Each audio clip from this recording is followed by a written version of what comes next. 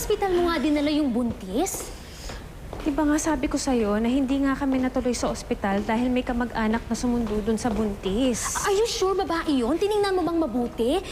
Nakuha mo ba yung address or telephone number? Baka pwede mo namang ibigay sa akin. Baka kasi yun yung lalaking buntis. Sobra ka bang pinagchismisan sa past life mo? Ha? Yung tipong wala ka ng mukhang maihaharap, kaya atat na atat kang gawa ng chismis at eskandalo ang ibang tao. What? Kung tama man yung hinala mo, I'm sure hindi gugustuhin ng taong hinahanap mo na ibilad mo siya sa kahihiyan. May puso yun. Marunong mahiya at may privacy na pinoprotektahan.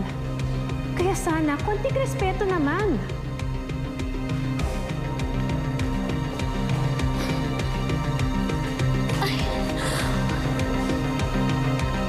Anong problema nun? Sino? Pabayaan mo na lang si Yani. Pero grabe naman makareact. Akala mo naman siya yung pinag-uusapan. Di ba kiba niya kung gusto malaman yung lalaking buntis na yon? O basta, kahit ano pang sabihin niya laban sa akin, hindi ako titigil hanggat di ko nakikita yung lalaking buntis na yon. O, baka naman, kilala nung Yani yung buntis. What do you think, Devon?